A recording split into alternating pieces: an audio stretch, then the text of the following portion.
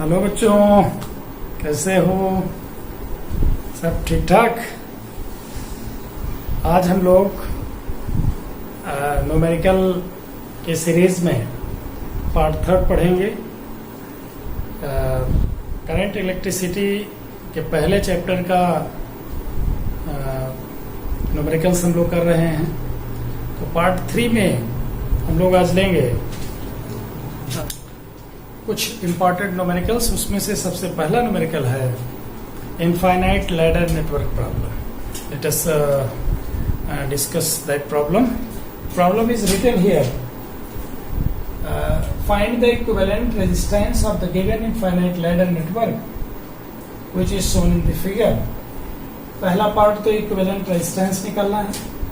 This question may be asked in such a way that find the current passing through the network if 12 volt, how many volt? 12 volt 0.5 ohm internal resistance supply is connected between point A and B. Then what amount of current is flowing through the infinite ladder? That's our problem. फिर से एक बार ध्यान से सुने. एक अनंत ladder का, infinite ladder का एक सर्किट अरेंजमेंट दिया गया है जिसमें सारे रेजिस्टेंस के जो सेट हैं एक ओम के, पहला सेट, दूसरा सेट, तीसरा सेट, चौथा सेट, पांचवा सेट, ऐसे up to how many sets? Infinite set. तो इस सेट को हम लैडर अगर माने, स्टेयर माने, तो पूरे को स्टेयर माने तो हर एक स्टेप है स्टेयर का. ओके. अब इसमें हमें ए और बी के बीच में इक्विवेलेंट रेजिस्टेंस फाइंड आउट करना पहला क्वेश्चन है. सेकंड क्वेश्चन यह है कि इस नेटवर्क में कितना करंट फ्लो कर रहा है, आई. अगर इसको हम एक 12 volt, how many volt? 12 volt and 0.5 ohm internal resistance की किसी सप्लाई से जोड़ दे रहे हैं. इसकी चर्चा भी आगे हम करेंगे. सबसे पहले देखिए, okay, let us try to solve. अगर आप बच्चों रिकॉल करिए तो कैपेसिटर के न्यूमेरिकल प्रॉब्लम्स में हमने इस तरह की एक इनफाइनाइट लैडर कैपेसिटर प्रॉब्लम का जिक्र किया है, बहुत अच्छे से एक्सप्लेन किया है. तो हम लोग करते क्या है इसमें यह करते हैं कि हर स्टेप को अगर यहां से कट कर दें तो एक स्टेप, ये यहां से कट करें दूसरा स्टेप, तो इसको ये मान लीजिए कि इसमें इनफाइनाइट लैडर है. अगर तो एक लैडर को अगर हम कम कर दें तो भी इसके इक्विवेलेंट रेजिस्टेंस पर कोई फर्क नहीं पड़ेगा, या एक लैडर को इसमें एडिशनल ला के जोड़ दें तो भी इसका equivalent resistance between point A B unaffected रहता है. ठीक है. That's the trick to solve such type of problem. तो सॉल्यूशन के लिए हम शुरुआत करते हैं.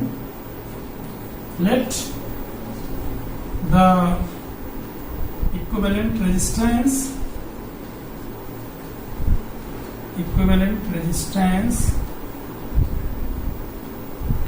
between A and B R, ऐसा मान लेते हैं. इसमें कोई डाउट तो नहीं है. ए बी के बीच ही निकालना है, उसको R मान लिया.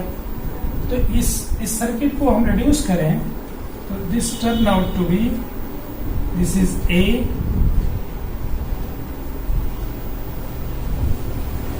this one is B, 1 ohm, 1 ohm, 1 ohm. इसमें इसके अलावा पूरा का पूरा अगर इसको हम यहां से कट कर दें तो एक सेट निकला, बाकी ए बी यहां रख दें तो पूरा का पूरा वही जैसा दिखेगा. ओके. तो इसका इक्विवेलेंट अगर R है तो यहां हम एक लगा दिए, कितना? R. ये सबसे महत्वपूर्ण ट्रिक यही है इस पूरे प्रॉब्लम को हल करने की, कि अगर हम यहां से कट कर दिए तो एक सेट ऑफ रजिस्टर यहां हमारा बना है, और ए बी यहां वाला अगर यहां रख दें तो पूरा हूबहू ऐसा. तो हमने क्या किया, इस पूरे का आर था तो इसको इसके साथ जोड़ने पर भी, यानी ए बी के साथ less than 1 set of ladder अगर हम इसको शेष को माने, उसका भी इक्विवेलेंट रेजिस्टेंस कितना होगा? आर ही होगा. उस आर को इसके साथ जोड़ दिया, वो पैरेलल में होगा। तो इसको अगर और आगे सिंप्लीफाई करें हम लोग तो क्या मिलेगा, यहाँ 1 ओम और यहाँ जो है रेजिस्टेंस कितना होगा, R/R+R। ओके, हो जाएगा R/R+R। कैसे हुआ? पैरेलल में हम जानते हैं 1/R बराबर होता है 1/R1 प्लस 1/R2। और इसको हम अगर मान लीजिए जो भी मान रहे हो R12 तो R' इसको मान रहे हैं, तो हो जाएगा 1/1 plus 1/R, that is R+1, तो R' हो जाएगा R/R+1। इसमें कोई डाउट तो है नहीं? ओके, अब हमारा पॉइंट ए और पॉइंट बी, ये जो दो पॉइंट्स हैं इनके बीच में 1 ओम, इधर 1 ओम और ये R/R+R, ये तीनों जुड़े हैं। ओके, तो इसको अगर हम हल करें we will find that the equivalent resistance between A and B turn out to be R is equal to R/R+1 plus 1 that is equal to R/R+1 plus 2 that is R+2R plus 2/R+1, इधर R है, ये equal to हो गया 3R+2/R+1। इसको अपान 1 लिख करके अगर हम करें cross multiply, we will get R² plus R is equal to 3R+2 implies that, इसको अगर हम लिखें R² minus 2R minus 2 equal to 0। Okay, तो इसको अगर हम श्रीधराचार्य रूल से सॉल्व करें तो ये क्या हो जाएगा, R is equal to plus minus 2 plus minus under root B² 4 minus 4AC 4 into A1 into C minus 2 upon 2, ये हो गया माइनस B का मतलब प्लस हो गया, तो 2 plus minus under root 4 minus a minus minus मिलके प्लस हो गया, 8 4 12, ओके 4 3 जा 12, तो ये 2 under root 3, okay upon 2 that is 1 plus minus under root 3 upon 2 cut गया, तो 1 प्लस माइनस अंडर रूट 3, तो जो हमारा R आया 1 प्लस माइनस अंडर रूट 3, एक तो वैल्यू आ गई 1 प्लस अंडर रूट 3, दूसरी 1 माइनस अंडर रूट 3, ये इनसिग्निफिकेंट होगी। ये क्या होगी, इनसिग्निफिकेंट। क्यों इनसिग्निफिकेंट? क्योंकि जो इक्विवेलेंट रेजिस्टेंस है between A and B, this never comes to be negative, ये कभी भी ऋणात्मक नहीं आ सकती है। क्यों? क्योंकि रेजिस्टेंस किसी भी अगर नेटवर्क का पॉजिटिव पॉजिटिव सब जगह लगा है तो नेगेटिव तो हो नहीं जाएगा, सब जगह पॉजिटिव है तो इक्विवेलेंट भी पॉजिटिव ही आएगा। यहां से जो हमको मिला, ये मिला कि 1 plus under root 3 plus 1 is the result. So R comes out to be under root 3 plus 1. So that's the result of our question. Part first. ये part first है, सपोज करिए। ओके, कोई भी इसमें आ जाए, इसमें 1 2 का सेट ले सकते हैं, 1 2 का ले सकते हैं, या 2 2 ओम के ले सकते हैं। किसी भी तरीके से अगर ऐसी प्रॉब्लम है तो आप एक को कट करके फिर क्या करेंगे, उसके साथ जो इक्विवेलेंट रेजिस्टेंस कंसीडर किए रहेंगे उसको पैरेलल में लगा देंगे। ये दोनों पैरेलल में होने के नाते इसका इक्विवेलेंट आ गया R/R+R+1, और ये 1 ओम 2 ओम के साथ ये श्रेणी क्रम में है, तो 2 प्लस इतना आ गया, 2 ओम प्लस इतना, और वो इक्विवेलेंट टू R ही है, तो आपस में क्वाड्रेटिक इक्वेशन मिला, द्विघात समीकरण। उस द्विघात समीकरण को हल करने के बाद हमें मिला R की वैल्यू अंडर रूट 3 प्लस 1। तो यहाँ पर नोट कर लीजिए R कितना आ गया, √3 + 1। ये महत्वपूर्ण बात है। दूसरी चीज सेकंड पार्ट अगर आप देखें, सेकंड पार्ट में हमें क्या करना है, इसको हम बना रहने देते हैं। ओके, इसमें हो ये रहा है, इसके साथ एक बैटरी लगा दी जा रही है। इस बैटरी का इक्विवेलेंट, इस बैटरी का वोल्टेज 12 वोल्ट है। ओके, और इसका जो इंटरनल रेजिस्टेंस है 0.5 ओम है। तो current, the current flowing through the circuit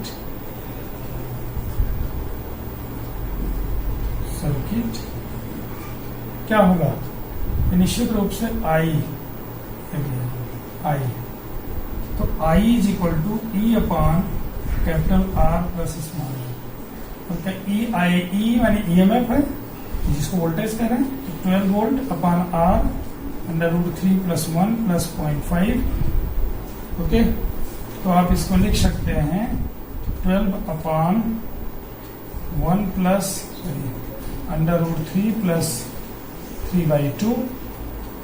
okay, और इसकी वैल्यू अगर हम रख दें तो हमें मिलेगा 12 अपॉन 1.732 + 1.5, और इसको सॉल्व करें तो 12 upon 2 3 3.2 equal to 3.7 ampere. This is our result. ध्यान रहे, फिर से समझ लें, अगर हमें पूरे नेटवर्क का इक्विवेलेंट रेजिस्टेंस निकालना है तो कुछ नहीं करना, इस तरीके से रीअरेंज कर लेंगे, बैटरी नहीं लगाएंगे और हम सॉल्व कर लेंगे, जो कि कितना मिलेगा, √3 + R की वैल्यू कितनी आई, √3 + 1 ओम, ये इसकी वैल्यू आई। दूसरे पार्ट में यह है कि इससे करंट कितनी फ्लो कर रही है।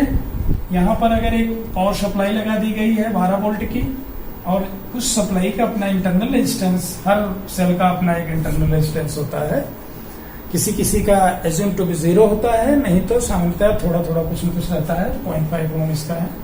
जब भी हम I = B upon R generally करते हैं, लेकिन यहाँ चूंकि ये EMF है और इस जो सेल EMF प्रोवाइड कर रही है उसका इंटरनल रेजिस्टेंस पूरे एक्सटर्नल रेजिस्टेंस में जुड़ जाएगा और I = E upon capital R plus small r हो जाएगा।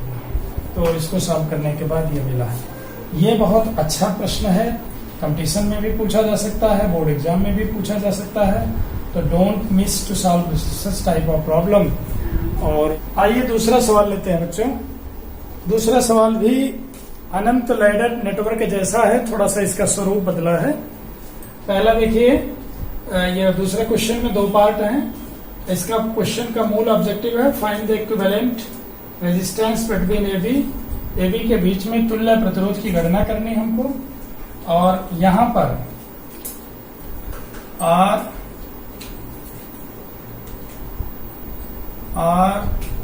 R/2, R/4, R/8, इस तरीके से R/16 ऐसे रेजिस्टेंस लगे हैं।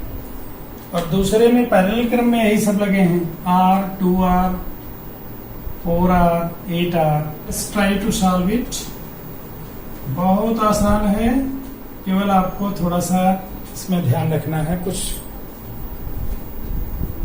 कुछ बातों का ध्यान रखना है। जैसे पहले में देखिए, सभी all resistors are connected between point A and B in series. So the equivalent resistance R is equal to R1 plus R2 plus R3, R4, R5 and so on infinity. Okay, so let us write here R plus R/2 plus R/4 plus R/8 plus R/16 plus and so on up to infinity. Take R common. So we have R 1 plus 1 by 2 plus 1 by 4 plus 1 by 8 plus 1 by 16 plus and so on. Okay इसमें जरा देखिए, आप लोग जो bio के group के हैं वो ये नहीं पढ़े होंगे, और मैथ वाले तो जानते हैं. What kind of the series is, जरा ध्यान दीजिए. इस श्रेणी का पहला पद क्या है? 1 है. सेकेंड टर्म हाफ है. थर्ड टर्म 1/2 ऑफ दैट है, यानी 1/2 का इसमें मल्टीप्लाई हुआ तो 1/2 आ गया. इसमें फिर 1/2 का मल्टीप्लाई हुआ तो 1/4 आ गया. फिर इसमें 1/2 का मल्टीप्लाई हुआ तो 1/8 आ गया. फिर इसमें 1/2 का मल्टीप्लाई हो गया तो क्या हो गया? 1/16. तो we have a geometric progression, यानी गुणात्मक श्रेणी हमारे पास है. और गुणात्मक श्रेणी के n टर्म्स का सम कितना होता है, इनफाइनाइट टर्म का सम कितना होता है. क्योंकि हमारे पास जो सीरीज है इनफाइनाइट टर्म वाली है, तो अगर श्रेणी में इनफाइनाइट टर्म है तो एस इन्फिनिटी का जो फार्मूला है a/1 minus r provided r is less than 1. S infinity is equal to a/r minus 1 if r is greater than 1. ध्यान रहे, तो a क्या है? a is the first term. a को क्या बोलते हैं? फर्स्ट टर्म बोलते हैं, यानी प्रथम पद है. ओके. r क्या है? सार्व अनुपात है. सार्व अनुपात इसको बोलते हैं common ratio. Common ratio. Okay ठीक है भाई. तो यहां जरा देखिए, इसमें a क्या है? इस सीरीज को देखने के बाद a 1 है और r आपका 1/2 है. So we have r net is equal to r times इसको 1/1 minus 1/2 कर दें. So we have r upon 1/2, that is 2r. So we have हमारे पास r की वैल्यू, r डैश की वैल्यू कितनी आ गई? That much, twice of इसका resistance. Okay. तो ये इसमें मैथमेटिक्स ज्यादा है, फिजिक्स बस इतनी है कि इसको हमें जानना है कि सभी रजिस्टर्स किस क्रम में जुड़े हैं? सीरीज में जुड़े हैं. बहुत सिंपल है. ए से बी तक जाने के लिए आपको केवल एक रास्ता मिल रहा है. अगर आप इसमें करंट फ्लो कराना दिखाएं तो सभी से होकर के वही करंट एक ही सब में जाएगी, तो भी सीरीज मान लेंगे. एनीवे, अब हम दूसरे पर आते हैं. Now we come to the second part of the problem which is also very simple. क्या सिंपल है भाई? देखते हैं इसमें क्या दिक्कत है, कैसे इसको सॉल्व करेंगे. यहां पर r, 2r, 4r, 8r, 16r and so on parallel में सेट अप पैरेलल कॉम्बिनेशन है. तो पैरेलल कॉम्बिनेशन के लिए हमको फार्मूला दूसरा इस्तेमाल करना पड़ेगा. 1/r डैश या rp इसको ले लें या r डैश लिखें, equal to 1/r1 plus 1/r2 plus 1/r3 plus 1/r4 plus and so on 1/r infinity. Okay. अब ये हमारा जो प्रॉब्लम होगा 1/r plus 1/2r plus 1/4r plus 1/8r plus 1 so on. Okay, 1/r takes common, so we will get 1 plus 1/2 plus 1/4 plus 1/8 plus and so on 1/8 plus and so on. ये भी infinite term वाले हैं. इसको solve करेंगे तो कैसे मिलेगा? अब 1/r ठीक यही जैसे अभी पहला निकाले थे. पहला टर्म इसका 1 है, सेकेंड टर्म हाफ है, थर्ड टर्म 1/4, अगला 1/8. इससे ये पता चल गया कि जो कॉमन रेशियो है यहाँ इस सीरीज में r is equal to half है, a इज इक्वल टू 1 है. तो इसका भी आ जाएगा 1/1 minus 1/2 that is equal to 1/r into 1/1/2 that is 2/r. So we have r dash is equal to r/2. Parallel combination होने के नाते इसका जो इक्विवेलेंट रेजिस्टेंस आएगा r dash is equal to r/2. इसमें जो आया था कितना आया था? 2 आया था. इसमें जो आया R/2 है, इसमें तो घटना ही है, बिल्कुल घटना है। पैरेलल कॉम्बिनेशन में जरा से इसको वेरीफाई करें। पैरेलल कॉम्बिनेशन में जो इक्विवेलेंट रेजिस्टेंस आता है, लीस्ट वैल्यू ऑफ जो रेजिस्टेंस कंबाइन है उसमें से सबसे छोटे वैल्यू के रेजिस्टेंस से कम जो है इक्विवेलेंट रेजिस्टेंस आता है, यानी जो इक्विवेलेंट है R से कम है, दैट्स वेरीफाइड, यानी सही उत्तर है हमारा। ओके, तो अगले पार्ट में हम लोग फिर से कुछ इंपॉर्टेंट प्रॉब्लम्स का डिस्कशन करेंगे। That's all today.